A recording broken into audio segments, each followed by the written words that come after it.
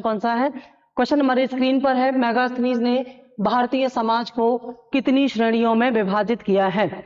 मेगास्थनीज ने भारतीय समाज को कितनी श्रेणियों में विभाजित किया है? मेगास्थनीज कौन था? मेगास्थनीज इंडिका का लेखक था और ये कब आया था? चंद्रगुप्त मौर्य के दरबार में आया था।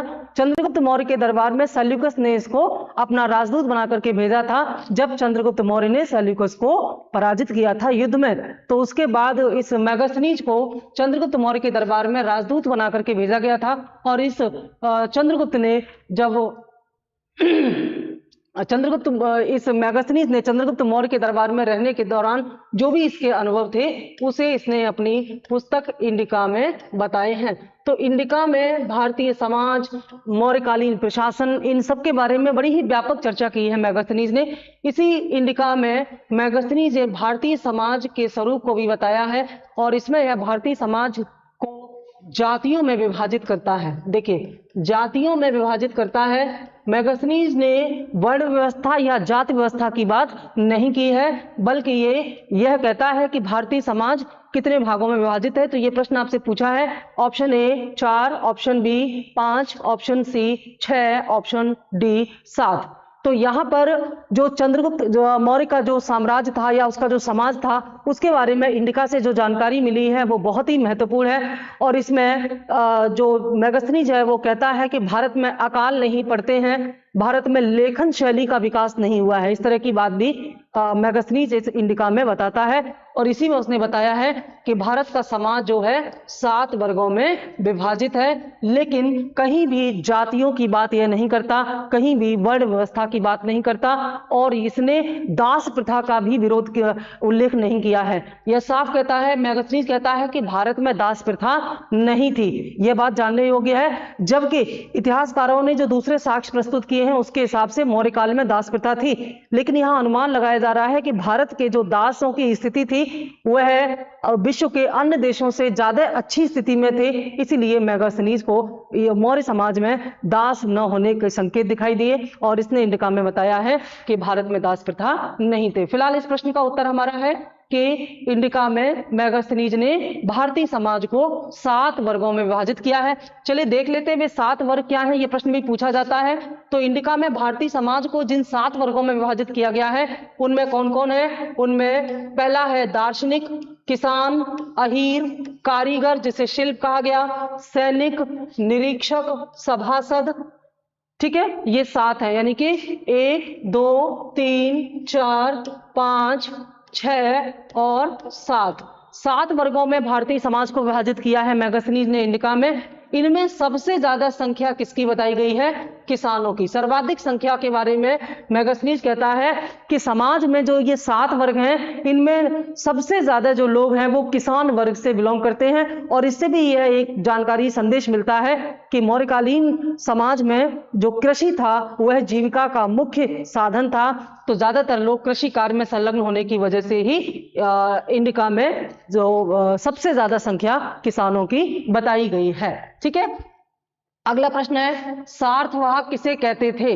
सार्थवाह जो प्रश्न है इस सीरीज के ज्यादातर प्रश्न मौर्यकालीन प्रशासन और समाज से लिए गए हैं। तो सार्थवाह इसमें एक जो अंग था प्रशासन का वो क्या करता था ये पूछा गया है, किसे कहा जाता था? ए दलालों को, बी व्यापारियों के काफिले को, सी महाजनों को और डी तीर्थयात्रियों को। तो इस प्रश्न का सही उत्तर होगा बी व्यापारियों के काफिले को। सार्थवाह जो होते थे ये व्यापारी के काफिले के रूप में कार्य करते थे, यानी कि जो व्यापारी एक जगह से दूसरे जगह तक अपना व्यापार करते थे, जैसे स्थान बदल बदल के जो टोलियों में चलते थे एक साथ और अपना सामान जगह जगह बेचा करते थे, तो उनकी जो टोली होती थी उस टोली को कहा जाता था, टोली का जो हेड होता था उसे कहा जाता था सार्थवाह। और इसी को कहा जाता है एक और नाम नाना देशी। क्या कहा जाता है? नाना देशी। ये भी प्रश्न अलग से पूछ लिया जाता है।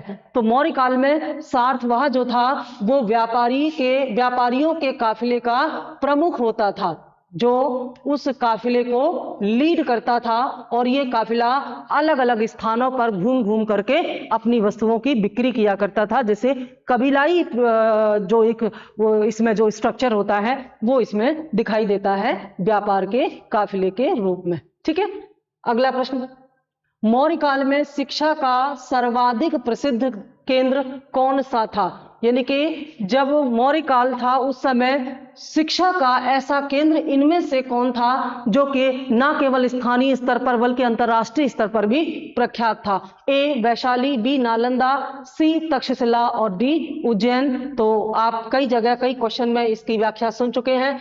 तक्षशिला जो है ये मौर्य काल में शिक्षा का सर्वाधिक प्रसिद्ध केंद्र था। और तक्षशिला कहाँ था? तक्षशिला था गांधार की राजधानी। जो गांधार था ये पश्चिमोत्तर प्रांत में स्थित था। ठीक है, पश्चिमोत्तर प्रांत में स्थित था गांधार और इसकी राजधानी थी तक्षशिला। और यह तक्षशिला उस समय अंतरराष्ट्रीय स्तर पर शिक्षा का केंद्र था। और इसी तक्षशिला के आचार्य थे चाणक्य, जिन्होंने यूनानी आक्रमण से सुरक्षा के लिए नंद शासकों के यहाँ जाकर के सुरक्षा की मांग की थी। लेकिन उसके बाद नंद शासकों के द्वारा आचार्य चाणक्य को अपमानित करने के पश्चात फिर इन्होंने कैसे चंद्रगुप्त की सहायता से एक विशाल मौर्य साम्राज्य की स्थापना की चाणक्य ने। उसकी कहानी आप पीछे पर सुन चुके हैं। तो तक्षशिला मौर्य काल में शिक्षा का सर्वाधिक महत्वपूर्ण या सर्वाधिक प्रसिद्ध केंद्र था। नालंदा विश्वविद्यालय एक अन्य प्रसिद्ध केंद्र था, लेकिन नालंदा विश्वविद्यालय की स्थापना जो है ये कुमारगुप्त ने कराई थी। कुमारगुप्त ने कराई थी। और कुमारगुप्त कौन था? एक गुप्त शासक था। कुमारगुप्त एक गुप्त शासक था और इसकी स्थापना 5वीं सदी में की गई थी। 5वीं सदी में शिक्षा का महत्वपूर्ण केंद्र अगर पूछता है तो आप नालंदा विश्वविद्यालय बताएंगे। ठीक है, और नालंदा विश्वविद्यालय भी यहाँ पर बौद्ध शिक्षा का बहुत महत्वपूर्ण केंद्र था। तो कुमारगुप्त ने 5वीं सदी में नालंदा विश्वविद्यालय की स्थापना कराई। ये उज्जैन और वैशाली अन्य महानगर थे। जिस स्थान पर वैशाली था उसी स्थान पर बाद में विक्रमशिला विश्वविद्यालय की स्थापना हुई। और विक्रमशिला विश्वविद्यालय की स्थापना एक पाल शासक था, धर्मपाल। ठीक है, पाल शासक धर्मपाल ने बाद में विक्रमशिला विश्वविद्यालय की स्थापना कराई। और ये इसकी स्थापना कराई है विक्रमशिला की 8वीं शताब्दी में या 8वीं सदी में। ठीक है, बाद में जब भारत में तुर्कों का आक्रमण हुआ तो तुर्कों के आक्रमण में जो खास तौर से जो मोहम्मद गौरी का आक्रमण था, उसके बाद मोहम्मद गौरी भारत में अपने 2 प्रतिनिधियों को छोड़ गया था, जिनके निगरानी में गौरी का या तुर्क जो तुर्कों द्वारा जीते हुए क्षेत्र थे उनकी देखभाल करने के लिए। उनमें से एक था कुतुबुद्दीन ऐबक और दूसरा था बख्तियार खिलजी। तो बख्तियार खिलजी ने पूर्व की तरफ यानी कि बंगाल की तरफ जो है और बिहार और बंगाल की तरफ तुर्क साम्राज्य का विस्तार किया। और इसी के तहत बख्तियार खिलजी ने ये नालंदा विश्वविद्यालय और विक्रमशिला विश्वविद्यालय को नष्ट कर दिया था, इसमें आग लगा दी थी। ये मैंने पहले भी आपको बताया था अलग वीडियो में।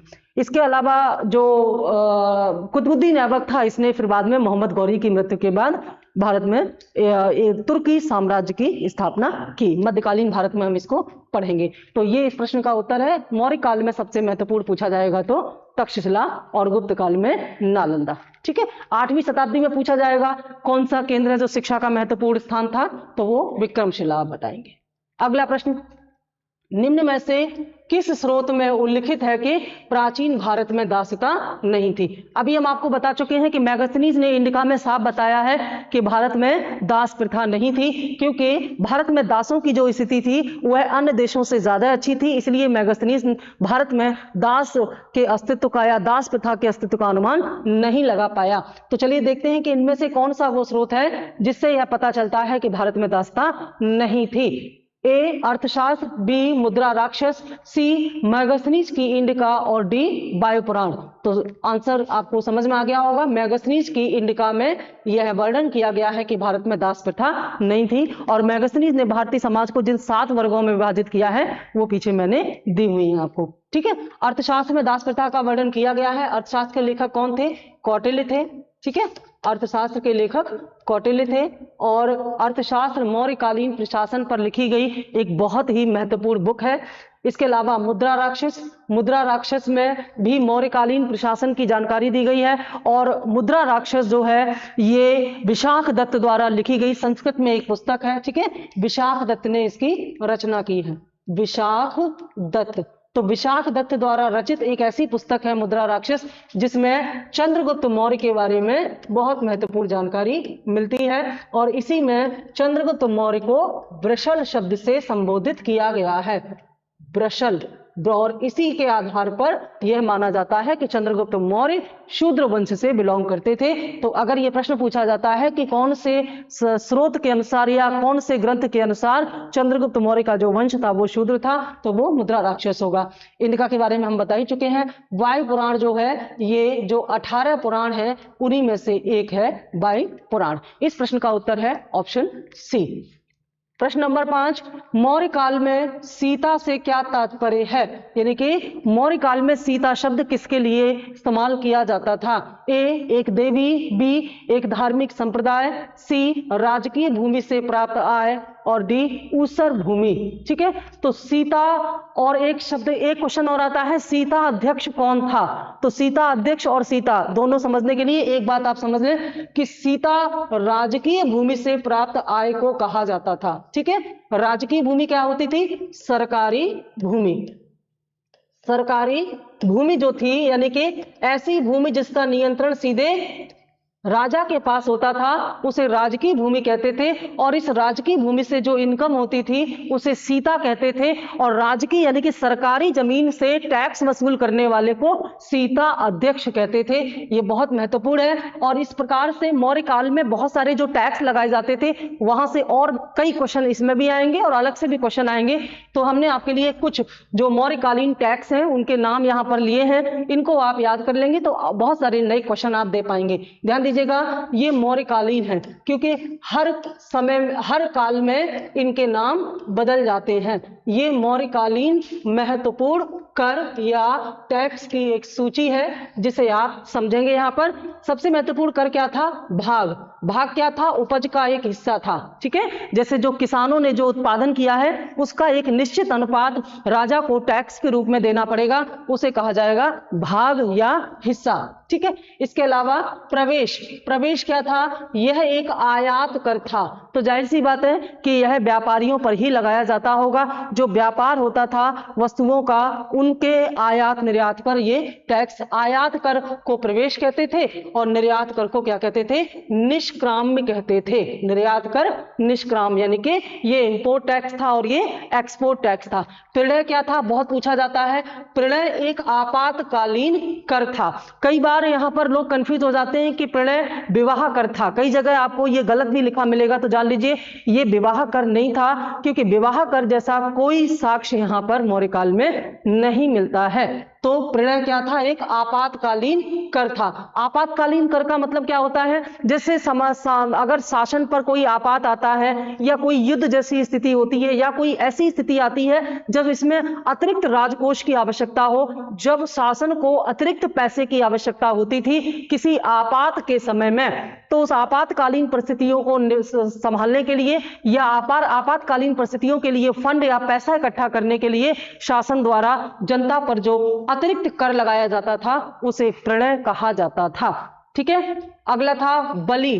बलि क्या था? एक प्रकार का भू राजस्व ही था। ये भाग और बलि ये राज्य की आय के नियमित और सबसे महत्वपूर्ण स्रोत हुआ करते थे। तो बलि और भाग लगभग एक जैसे ही हैं, ये भी एक प्रकार का भू राजस्व है। हिरण्य क्या था? बहुत पूछा जाता है।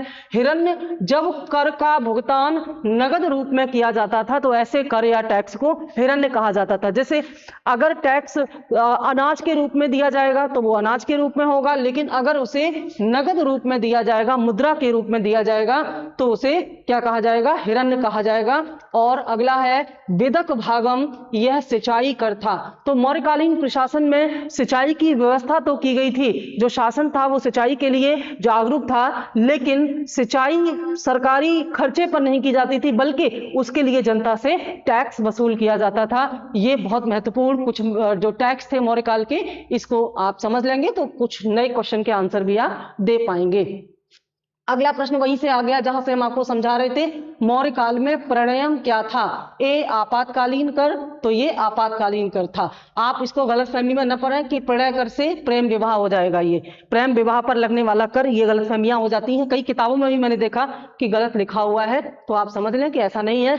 मौर्य काल में जो प्रणयम था वो एक आपातकालीन कर था, और ये आपातकालीन कर क्या था मैंने आपको बता दिया। ठीक है, भूमि कर के मैंने बताया, भूमि कर में एक तो भाग था, ठीक है, और दूसरा था बलि। ये दोनों क्या थे?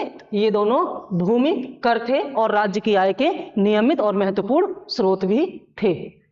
मौर्य मंत्रि परिषद में निम्न में से कौन राजस्व एकत्र करने से संबंधित था? ठीक है, यानी कि ये जो मौर्यकालीन अधिकारी हैं इनमें से कौन सा एक है जो कि राजस्व एकत्र करने, राजस्व का मतलब यहां पर क्या है? टैक्स, यानी कि जो टैक्स लगाए गए हैं अलग अलग, उन टैक्स के कलेक्शन करके और उनको राजकोष में जमा करने की जिम्मेदारी इनमें से किसको दी गई थी? ए समाहर्ता, बी व्यावहारिक, सी अंतपाल या अनंतपाल, और डी प्रतिष्ठा। तो इसका उत्तर होगा ए समाहर्ता। ठीक है, ए समाहर्ता जो है ये इसका जो मेन जिम्मेदारी इसकी थी कि यह टैक्स की वसूली करके राजकोष में जमा करे, और इसी के द्वारा राजा को पूरी रिपोर्टिंग दी जाती थी कि कुल कितना टैक्स कलेक्शन हुआ है। तो ये सारा काम ये किया करता था, बहुत महत्वपूर्ण है। इसे हम वर्तमान वित्त मंत्री से इसकी तुलना कर सकते हैं।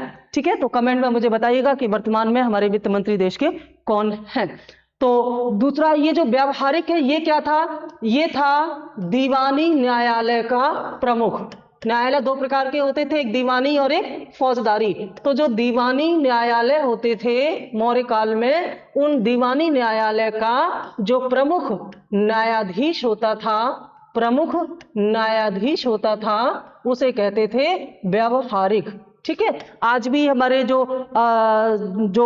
अपना जो न्याय संहिता है दो भागों में बटी हुई है, एक दीवानी और दूसरी फौजदारी। तो ये मौर्य काल से ये चीज शुरू हो गई थी। तो व्यावहारिक, दीवानी, व्यावहारिक, या इसको इस तरह से भी देखते हैं व्यावहारिक।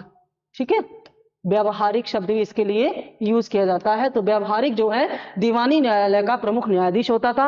अंतपाल कौन होता था? अंतपाल होता था जो सीमावर्ती दुर्ग होते थे। सीमावर्ती दुर्ग क्या है? जो सीमाओं पर, यानी कि राज्य की सीमाओं पर जो दुर्ग बने हुए हैं पड़ोसी देशों से सुरक्षा के लिए, सीमा की सुरक्षा के लिए, इसका प्रमुख होता था। ठीक है ना, किसका प्रमुख होता था? सीमावर्ती दुर्गों का। सीमावर्ती दुर्गों का प्रमुख जो होता था उसे क्या बोलते थे? अंतपाल बोलते थे। और प्रतिष्ठा क्या था? प्रतिष्ठा फौजदारी न्यायालय का न्यायाधीश था। बताया मैंने दो प्रकार के न्यायालय थे, दीवानी और फौजदारी। तो फौजदारी न्यायालय का न्यायाधीश होता था प्रतिष्ठा। अब देखिए कितने महत्वपूर्ण और नए प्रश्नों के उत्तर यहाँ पर आपको मिल रहे हैं जो कि बहुत ज्यादा पूछे जाते हैं। अगला कोई प्रश्न प्रतिष्ठा और अंतपाल और समाहर्ता से या व्यावहारिक से बन जाएगा, तो एक प्रश्न का उत्तर देते समय तीन अन्य प्रश्नों के उत्तर आपके तैयार हो जाते हैं। यही क्वेश्चन प्रैक्टिस का फायदा मेन होता है। ठीक है, तो जो प्रश्न है उसके साथ साथ जो ऑप्शन है उन पर भी ध्यान देना जरूरी है। इस प्रश्न का उत्तर क्या होगा? ए समाहर्ता।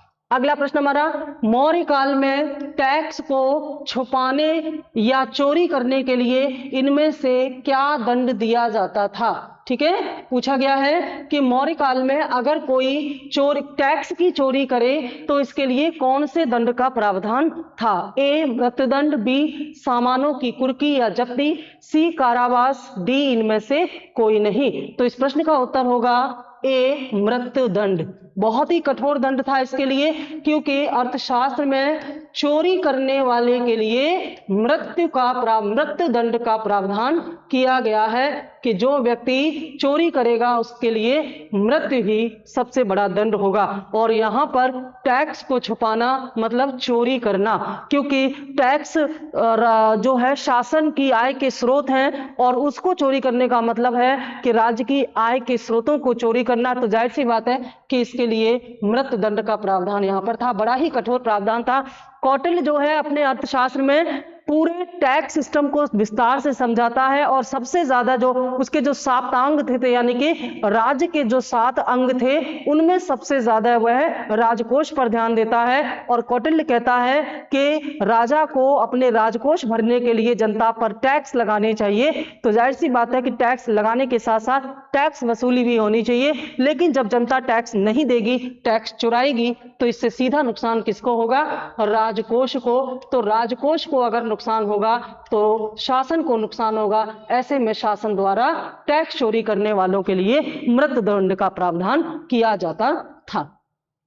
अगला प्रश्न, मौर्य वंश के पश्चात किस वंश का राज्य स्थापित हुआ था? पूछा गया है कि जब मौर्य वंश समाप्त हुआ तो उसके बाद कौन सा राज्य जो है वो स्थापित हुआ? ए शक राजवंश, बी कुषाण वंश, सी सातवाहन वंश और डी शुंग वंश। तो इसका जो उत्तर होगा वो क्या होगा? डी शुंग वंश। ठीक है, शुंग वंश की स्थापना किसने की थी? पुष्यमित्र शुंग ने की थी। पुष्यमित्र शुंग ने इसकी स्थापना की थी। कब की थी? 185 ईसा पूर्व में। ठीक है, ये पुष्यमित्र शुंग कौन था? अंतिम मौर्य शासक जो था, अंतिम मौर्य शासक, अंतिम मौर्य शासक का नाम क्या था? बृहद्रथ। बृहद्रथ। तो अंतिम मौर्य शासक बृहद्रथ की हत्या किसने कर दी? इसकी हत्या कर दी इसके सचिव ने, और इसकी हत्या कर दी इसके सेनापति ने। सचिव नहीं कहेंगे एक्चुअली इसको, क्योंकि इसके पास सेना का प्रभार था, तो सेनापति।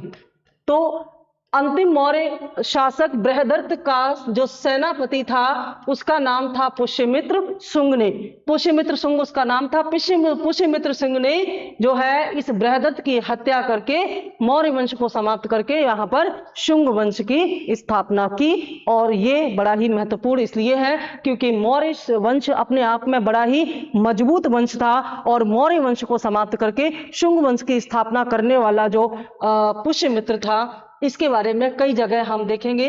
जैसे इसी पुष्यमित्र द्वारा बाद में जो चंद्रगुप्त मौर्य के समय में सौराष्ट्र में एक सुदर्शन झील के निर्माण की स्टोरी भी आप पीछे सुन चुके हैं। तो ये सारी चीजें यहाँ पर जानने वाली हैं। ठीक है, बाकी ये सब बाद में आए। सातवाहन वंश जो है ये दक्षिण भारत का महत्वपूर्ण वंश था, और ये शक कुषाण, हिंद यवन शक कुषाण, ये सब मौर्योत्तर काल के महत्वपूर्ण शासन हैं जो कि बाह्य आक्रमण के पश्चात भारत में स्थापित हुए। इनमें उत्तर भारत में कुषाण वंश जो है ये सबसे ज्यादा महत्वपूर्ण हुआ, और इसी कुषाण वंश का शासक था कनिष्क। ठीक है, अगला प्रश्न, शुंग वंश के बाद किस वंश ने भारत पर राज किया था? ए सातवाहन, बी कुषाण, सी कण्व और डी गुप्त। तो इसका उत्तर होगा कण्व। कहीं कहीं कण्वा इंग्लिश के चक्कर में लैंग्वेज खराब हो जाती है, तो एक्चुअली कण्व है। तो कण्व राजवंश शुंग वंश के बाद आया। मैंने कहा कि ये सब मौर्योत्तर कालीन वंश हैं जो थोड़े थोड़े समय के लिए आए, लेकिन इनमें सबसे महत्वपूर्ण थे कुषाण। तो शुंग के बाद कौन आया? कण्व आए। और कण्व की स्थापना किसने की? कण्व वंश की स्थापना करने वाला जो था वो कौन था? वासुदेव। ठीक है, वासुदेव कौन था? वासुदेव। वासुदेव जो था ये शुंग वंश का वासुदेव यहां पर ऐसे लिखिए, वासुदेव शुंग वंश के अंतिम शासक। शुंग वंश का अंतिम शासक कौन था? अंतिम शासक था इसका देवभूति। ठीक है, देवभूति।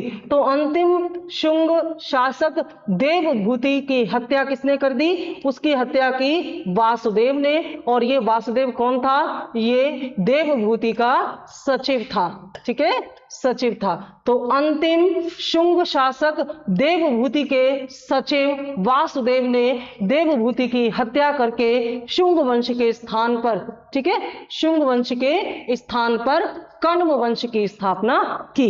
ये पूरी इसकी व्याख्या है कि शुंगों के बाद कण्व आए और कैसे आए, ये पूरा मैंने आपको बता दिया। आंसर होगा हमारा सी। ठीक है, यहाँ पर फिर से एक बार, कुषाण उत्तर भारत के सबसे महत्वपूर्ण थे, सातवाहन दक्कन में थे, बहुत महत्वपूर्ण थे सातवाहन। एक प्रश्न बनता है कि मौर्यों के बाद सबसे शक्तिशाली शासन दक्षिण भारत में किनका था, तो वो सातवाहनों का ही था, और गुप्त बाद में उत्तर भारत में ही आए और ये राजनीति के प्रमुख केंद्र बने। क्वेश्चन नंबर 11 है, प्राचीन भारत की निम्नलिखित पुस्तकों में से किस एक में शुंग राजवंश के संस्थापक के पुत्र की प्रेम कहानी है? ए स्वप्नवासव दत्ता, बी मालविकाग्निमित्रम, सी मेघदूत, डी रत्नावली। तो पीछे हम देख चुके हैं कि शुंग वंश का संस्थापक कौन था, पुष्यमित्र। ठीक है, संस्थापक था पुष्यमित्र, और इसका जो पुत्र था वो कौन था, अग्निमित्र। अग्निमित्र, तो अग्निमित्र, और साथ ही में मालवा देश की राजकुमारी थी, नृत्यांगना थी मालवा देश की, और उसका नाम था मालविका। क्या नाम था, मालविका। तो अग्निमित्र और मालविका के जो प्रेम कहानी है, इसको कालिदास ने अपने संस्कृत ग्रंथ मालविकाग्निमित्रम में बहुत अच्छे से बताया है। और इसमें इन्होंने बताया है कि कैसे एक षड्यंत्र, इसमें एक षड्यंत्र भी बताया गया है उस समय का। तो मालविकाग्निमित्रम में मालविका एक नृत्यांगना और पुष्यमित्र शुंग के पुत्र अग्निमित्र की प्रेम कहानी का एक बड़ा ही रोचक वर्णन इसमें किया गया है। इसके लेखक हैं कालिदास और इसकी भाषा है संस्कृत। बाकी अलग अलग ग्रंथ और इनमें जो अलग अलग प्रसंग दिए गए हैं। 12, क्वेश्चन नंबर 12, मौर्यों के बाद दक्षिण भारत में सबसे प्रभावशाली राज्य कौन सा था? अभी पीछे मैंने आपको व्याख्या में बताया कि मौर्यों के बाद सबसे महत्वपूर्ण, जो दक्षिण भारत में सबसे महत्वपूर्ण राजवंश आया है, उनका नाम है सातवाहन। तो इस प्रश्न का उत्तर हो जाएगा सातवाहन। सातवाहनों की स्थापना, सातवाहन वंश की स्थापना किसने की थी, सिमुक ने की थी। ठीक है, सिमुक ने सातवाहन राजवंश की स्थापना की थी, और सातवाहन राजवंश अपने आप में बड़ा ही महत्वपूर्ण राजवंश था। इनके बारे में बहुत सारी चीजें जो पहली बार इन्होंने की, वहां से प्रश्न बनते हैं। जैसे इन्होंने शीशे के सिक्के चलाए, शीशे के सिक्के, शीशे मतलब लेड, शीशे के सिक्के इन्होंने चलाए।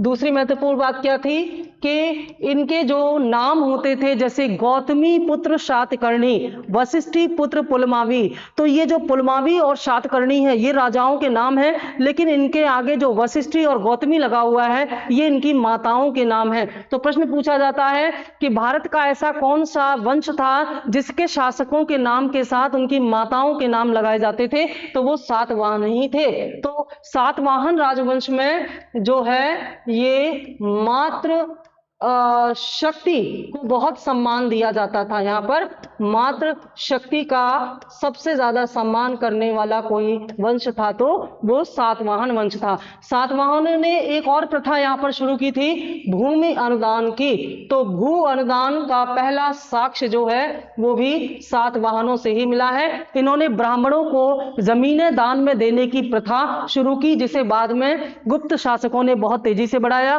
और इसी की वजह से जो भूमि का, जो शासन का विकेंद्रीकरण हुआ, और बाद में सामंतवाद का ये आधार बना। ठीक है, तो ये सातवाहन जो है ये मौर्यों के बाद दक्षिण भारत में सबसे प्रभावशाली राज्य थे। अगला प्रश्न, सिमुक निम्न वंशों में से किसका संस्थापक था? अभी अभी हम जान चुके हैं सातवाहन वंश की स्थापना सिमुक ने की थी, और सातवाहन वंश की जो सातवाहन जो साम्राज्य था, इसकी राजधानी जो थी वो कहाँ थी? प्रतिष्ठान। ठीक है, प्रतिष्ठान इसकी राजधानी थी। प्रतिष्ठान कहाँ था? गोदावरी नदी के किनारे पर स्थित था। गोदावरी नदी तट पर स्थित था प्रतिष्ठान, जो इनकी राजधानी थी। अगला प्रश्न, पुराणों में सातवाहनों की पहचान निम्न में से किस विशेष नाम से की गई है? ए आंध्र, बी शक, सी क्षत्रप और डी शुंग। तो पुराणों में इन्हें आंध्र सातवाहन कहा गया है। आंध्र सातवाहन। ठीक है, ये महत्वपूर्ण है। तो ये प्रश्न सातवाहन से जुड़ा हुआ है, आंध्र शब्द, और पुराणों में इन्हें आंध्र सातवाहन कहा गया है। अगला प्रश्न, सातवाहनों की राजधानी कहाँ थी? ए अमरावती, बी नांदेड़, सी नालदुर्ग और डी दुर्ग। अभी अभी मैंने आपको प्रतिष्ठान बताया, आरंभिक राजधानी अमरावती थी, यानी कि जो आरंभिक राजधानी थी सातवाहनों की, आरंभिक राजधानी कहाँ थी? ये अमरावती में थी। और जो वास्तविक राजधानी थी इनकी, अगर वास्तविक शब्द पूछा जाता तो यहाँ पर प्रतिष्ठान होता। वास्तविक राजधानी कहां पर थी? प्रतिष्ठान में। वो भी सही है और ये भी सही है। ठीक है, कुछ लोग जब कमेंट करते हैं तो उनका हम आंसर देते हैं, तो आप लोग उसमें थोड़ा सा टिप्पणी कर देते हैं कि सोर्स क्या है। देखिए, हम लोगों का सोर्स आप नहीं जान सकते, हम कोशिश करते हैं बहुत सारे सोर्स से महत्वपूर्ण बातें निकाल के, कॉन्सेप्ट निकाल के आप तक पहुंचाना। तो उसमें आर्ग्यू करने से कोई फायदा नहीं है, क्योंकि इतिहास ना आपने लिखा है ना मैंने लिखा है, बस इतिहास की व्याख्या हम यहाँ पर करते हैं और उसके लिए तमाम जो ऑथेंटिक सोर्स हैं उनका हम सहारा लेते हैं। तो उसी हिसाब से आपको, हालांकि जहाँ जो लॉजिकल क्वेश्चन है उनका आंसर भी दिया जाता है। ठीक है, तो अमरावती में आरंभिक राजधानी थी और वास्तविक राजधानी कहां थी? प्रतिष्ठान में थी सातवाहनों की। अगला प्रश्न, सातवाहन काल में किस भाषा को राजभाषा के रूप में प्रयोग किया जाता था? सातवाहन जो थे ये कौन सी भाषा का इस्तेमाल करते थे अपने राजभाषा के रूप में? ए संस्कृत, बी प्राकृत, सी तेलुगु, डी तमिल। आप जानते हैं कि सातवाहनों में महत्वपूर्ण राजाओं ने जो ब्राह्मण धर्म को स्वीकार किया था, तो ब्राह्मण धर्म को काफी ऊंचाइयों पर इन्होंने पहुंचाया था और उसमें मुख्य भाषा संस्कृत होती है, लेकिन इनकी राजभाषा क्या थी? प्राकृत। ये बहुत महत्वपूर्ण है कि सातवाहनों की जो राजभाषा थी वो क्या थी? प्राकृत राजभाषा थी। हालांकि संस्कृत भी इनमें बोली जाती थी, लेकिन राजभाषा के रूप में प्राकृत का ही इस्तेमाल किया जाता था। और इसका सबसे बड़ा प्रमाण है कि जो सातवाहन राजा था हाल, सातवाहन राजा हाल ने गाथा सप्तशती, गाथा सप्तशती नामक एक काव्य लिखा है। तो गाथा सप्तशती जो है ये प्राकृत भाषा में ही लिखा गया ग्रंथ है या काव्य है। तो ऐसे में, और हाल के समय में प्राकृत भाषा का काफी प्रचार प्रसार हुआ था, काफी महत्व इसको दिया गया था। तो प्राकृत जो है वह सातवाहनों की राजभाषा हुआ करती थी। अगला प्रश्न, निम्नलिखित शासकों में से किसके लिए एका ब्राह्मण शब्द प्रयुक्त हुआ है? ठीक है, ए पुष्यमित्र शुंग, बी खारवेल, सी गौतमी पुत्र शातकर्णी और डी सुशर्मा। तो यहाँ पर मैंने आपको बताया कि जो महत्वपूर्ण जो शासक थे सातवाहनों के, इन्होंने ब्राह्मण धर्म को बहुत प्रसिद्धि दिलाई और इनका धर्म भी ब्राह्मण था। तो एका ब्राह्मण और अद्वितीय ब्राह्मण, एका ब्राह्मण और अद्वितीय ब्राह्मण जैसे शब्द इनके लिए, ब्राह्मण जैसे शब्द गौतमी पुत्र शातकर्णी के लिए इस्तेमाल किए गए हैं। और ये जो है नासिक अभिलेख में पता चलता है, जो नासिक अभिलेख है, नासिक अभिलेख, इस नासिक अभिलेख में गौतमी पुत्र शातकर्णी के लिए एका ब्राह्मण तथा अद्वितीय ब्राह्मण जैसे उपाधियां इस्तेमाल की गई हैं। तो इस प्रश्न का सही उत्तर होगा ऑप्शन सी। अगला प्रश्न, निम्न में से कौन सा शासक वर्ण व्यवस्था का रक्षक कहा जाता था? मतलब जो वर्ण व्यवस्था में 4 वर्ण दिए थे उसको अपने शासन में लागू करना और उस पर अधिक फोकस करना, यह कार्य किस शासक ने किया था जिसके लिए उसे वर्ण व्यवस्था का रक्षक माना जाता था? ए पुष्यमित्र शुंग, बी खारवेल, सी गौतमी पुत्र शातकर्णी और डी वसुदेव। तो इसमें सही उत्तर होगा सी, गौतमी पुत्र शातकर्णी को वर्ण व्यवस्था का रक्षक भी कहा जाता है। अगला प्रश्न, निम्नलिखित में से कौन से शासक मात्र नामों या माता के नामों से जाने जाते थे, पहचाने जाते थे? तो अभी अभी हमने बताया कि सातवाहन राजा जो थे, शासक थे, वे अपने नाम के साथ, नाम से पहले अपनी माताओं का नाम लगाते थे। लेकिन ध्यान रहे कि सातवाहन वंश में जो उत्तराधिकार के अंतर्गत जो राजा था उस राजा का पुत्र ही राजा बनाया जाता था, स्त्रियों को उत्तराधिकार में कोई अधिकार नहीं था। यानी कि हम ये नहीं कह सकते हैं कि मात्र सत्तात्मक व्यवस्था थी। अगर मात्र सत्तात्मक व्यवस्था थी तो सत्ता यानी कि राजनीति के शीर्ष पर यानी कि राजा का पद महिलाओं या स्त्रियों को भी या माताओं को भी दिया गया होता, पर ऐसा नहीं है। राजा जो है वो पुरुष समाज से ही आता था, शासक पुरुष समाज से ही होता था। लेकिन जहां तक शक्ति पूजा या मातृ शक्ति का सम्मान की बात है वो सातवाहनों में सबसे ज्यादा था, और इसका एक प्रमाण है कि ये अपने नाम के साथ अपनी माताओं का नाम लगाते थे, जैसे गौतमी पुत्र शातकर्णी, जैसे वशिष्ठी पुत्र पुलमावी आदि इसके उदाहरण हैं। लास्ट प्रश्न है हमारा, सातवाहनों से संबंधित निम्नलिखित कथनों पर विचार कीजिए और बताइए इनमें से कौन कौन से कथन सही हैं।